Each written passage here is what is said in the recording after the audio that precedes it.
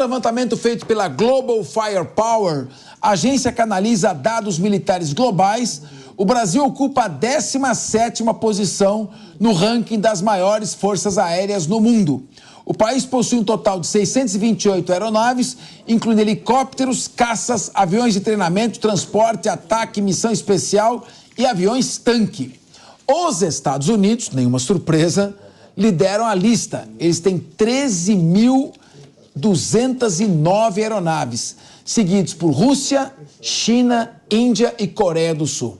A classificação é baseada na capacidade potencial de guerra de cada país, considerando fatores como mão de obra, equipamento, recursos naturais, finanças e geografia.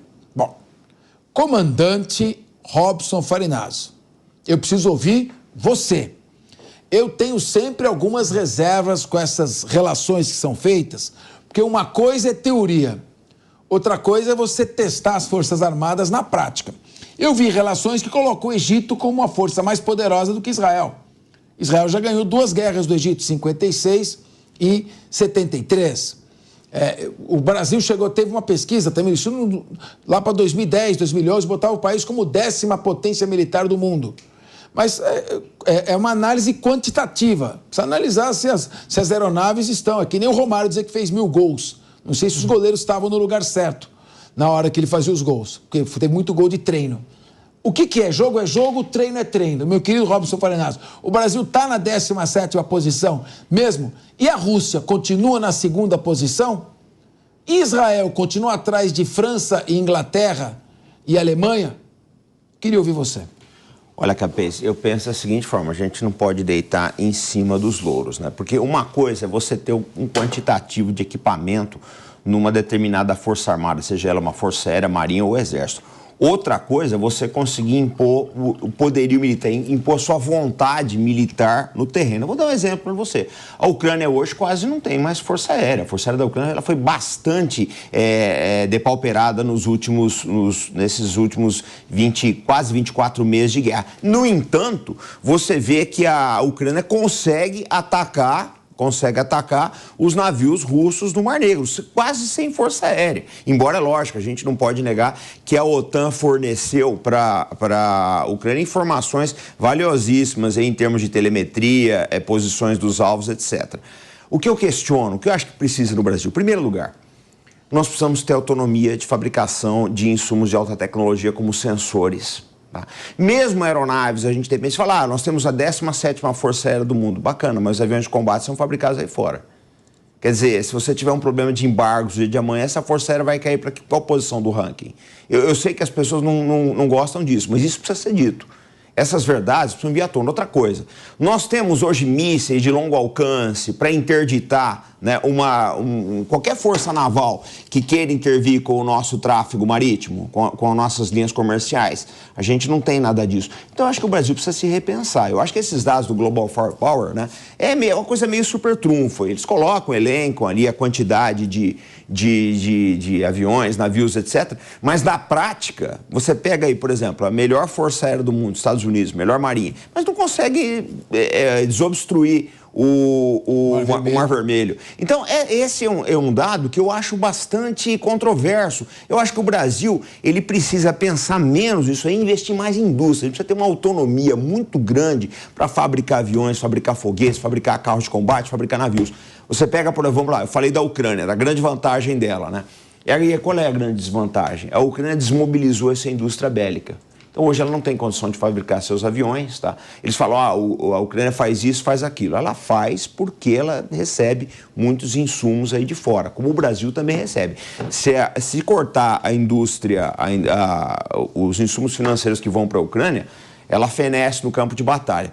E a gente, é a mesma coisa, nós vamos diminuir a nossa dependência da indústria bélica estrangeira. Só para finalizar, vamos parar para pensar. Cada vez que nós compramos aí fora um carro de combate, um caminhão, um obuseiro, um jipe, quer que seja, quantos empregos nós estamos exportando para os Estados Unidos, França, Alemanha, Itália, etc.? Exato, muito bem colocado. E nós temos no Brasil, no nosso mar territorial, o que as Forças Armadas chamam de Amazônia Azul, que tem quase o mesmo valor, se não tiver o mesmo valor, que a nossa Amazônia Verde. E nós não temos um submarino, pelo menos não é que a gente tenha um submarino com energia nuclear. Ou seja, não quer dizer que o submarino solta bomba nuclear, significa que com energia nuclear ele pode ficar muito mais tempo submerso. Nós não temos isso. E então é importante que a gente tenha essa nossa própria tecnologia. Ronaldo Pagotto, na Guerra das Malvinas, e o nosso comandante pode entrar em qualquer momento aí, que tudo é a área dele. Na Guerra das Malvinas, entre a Argentina e a Inglaterra viajou 11 mil milhas para disputar aqui uma ilha cheia de ovelhas que fica do lado da Argentina, que o Galtieri declarou, provocou a invasão para tentar unir a Argentina no final do regime militar. Mas ali, o comandante disse que nós não temos fabricação própria dessas aeronaves. A Argentina, os pilotos argentinos pilotaram com uma extrema habilidade. Voavam quase batendo com a aeronave nas ondas para fugir dos radares. E acertaram vários mísseis Exocet de fabricação francesa nas embarcações da Grã-Bretanha. Se os mísseis tivessem funcionado, poderia ser que a Inglaterra perdesse a primeira rodada e tivesse que mandar numa segunda rodada uma frota muito mais poderosa ainda, com custos enormes. Por que não funcionou? Porque a Margaret Thatcher pediu ao presidente francês, eu não sei se era já o François Mitterrand ou o Mitterrand. Inclusive, o responsável pelo setor de armamentos era um general que era irmão dele. E o Mitterrand, morto em 1996, mas segundo Biden, teve com ele semana passada, o Mitterrand forneceu os códigos de funcionamento dos mísseis e nenhum deles funcionou. Então, se você não tem a tecnologia e não tem o controle, não adianta, tem que passar a tecnologia também, como colocou muito bem o comandante. Eu fiz a piada porque o presidente norte-americano Joe Biden disse que esteve com o presidente da Alemanha, François Mitterrand, a questão de 2 semanas. François Mitterrand foi presidente da França e morreu em 1996. O Biden não está muito legal. Ronaldo Pagotto. Capês, eu acho que o comandante aqui já apresentou as questões importantes desse debate. O Brasil é dependente e exporta trabalho quando ele compra equipamento, né? E é dependente, a soberania nesse aspecto da defesa nacional, que é um tema importante, estratégico e que está associado, como disse aqui o comandante, ao debate sobre a indústria de defesa. E esse setor é absolutamente estratégico, necessário e que precisa ser repensado numa lógica de defesa nacional com integração na América Latina. Ou seja, não é para o Brasil criar aqui um aparato militar fabricando ideia de guerra, porque o Brasil tem outra tradição nesse aspecto. Mas é sim ter um debate sério sobre o Plano Nacional de Defesa e a indústria de defesa, que esse é um setor estratégico para o desenvolvimento nacional, não é só para o setor militar. Então, acho que esse é um tema importante. Meu querido Guilherme Mendes, o Brasil tem que estar preparado para proteger a Amazônia. O Farinazzo está sempre convidado a intervir nesse tema. Mas se uma frota naval bloquear ali a foz do Rio Amazonas, por exemplo, não passa mais embarcação brasileira para o mar. Se nós tivermos, por exemplo, uma tomada de Roraima, a Venezuela, por exemplo, para atacar a Guiana, atravessa o território brasileiro. Como é que nós vamos defender a nossa soberania? E mais, defender esses 8 mil quilômetros de costa brasileira com todos os recursos que lá se encontram. Nós estamos preparados por isso, não é porque é um país pacífico que nós não temos desafios. Nossos inimigos são o quê? Organizações criminosas, grupos paramilitares, os interesses norte-americanos e europeus aqui nos nossos recursos. Quem é que vai proteger os recursos da Amazônia? Então, talvez ser a 17ª Força Aérea não queira dizer muita coisa nesse momento.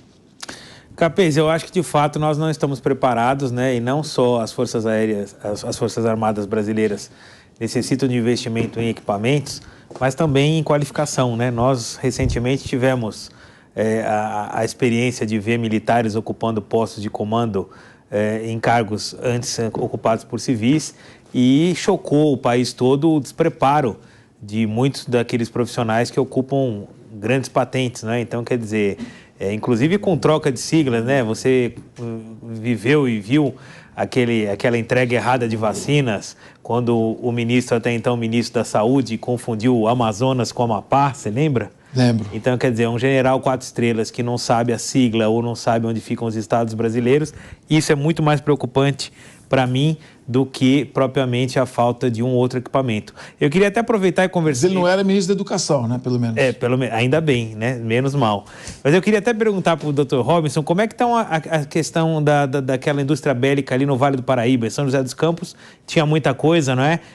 Não só ligado à Embraer, que é óbvio o aéreo, mas nós tínhamos também a fábrica, né? Tanques e equipamentos de guerra, quer dizer, era uma indústria ali pujante que eu sei que desde a década de 90 vem num declínio acentuado, mas hoje, em particular, passados aí 30 anos, eu não sei exatamente qual é o estágio em que aquele centro industrial ali está. O senhor tem alguma ideia de como é que anda aquilo? Não, perfeito, Guilherme. Ingesa, não é? Não, Ingesa fechou. Fechou, né? Fechou. Nós temos o caso da Vibraz. Sim, a Vibraz. Vibraz. Os Estados Unidos quebrou a Vibraz, né? Os norte-americanos fizeram uma concorrência extremamente desleal, né? Não, a Vibraz, agora ela está com uma parceria com o grupo do Oriente Médio e o grupo ED aí dos Emirados Árabes. Vamos ver se ela se levanta. Parece que vão colocar 700 empregos aqui no Brasil, né? Eles prometeram investir alguns bilhões de dólares. Vamos ver, a promessa... O Departamento de Defesa americano disse pro brigadeiro brasileiro, não lembro quem que era que me falou, vocês não precisam de avião. Não, a política, Capês, a política americana é quebrar as indústrias de defesa mundo afora. Quebraram 245 empresas da Ucrânia, tá? Estão fazendo o possível para fechar de vez. Agora não, porque eles estão precisando de munição e perceberam que eles não tinham perna para isso. Mas eles já quebraram a indústria de vários países aí. Só que o que acontece, o que é mais importante, foi bom o senhor trazer esse assunto, porque eu preciso lembrar que é coisa de 2 ou 3 semanas atrás, o Banco do Brasil anunciou que, atendendo a práticas internacionais, eles não vão mais financiar a indústria bélica no Brasil. Olha o absurdo dessa política do Banco do Brasil. Eles não vão mais apoiar a indústria de defesa do Brasil. Quer dizer, vocês têm que olhar uma coisa, gente. Indústria de defesa, né? A gente não pode olhar, você não pode olhar como, por exemplo, uma fábrica da Coca-Cola. Olha, não, enquanto tiver lucro, a gente mantém. Se tiver prejuízo, fecha. Indústria de defesa, meu amigo, ela precisa existir dando prejuízo ou dando lucro, não interessa. Você pega o seguinte nos Estados Unidos. O maior fabricante de aeronaves de combate, a Lockheed, ela entrega o F-35 e fabricava o F-22, que fechou a linha de produção.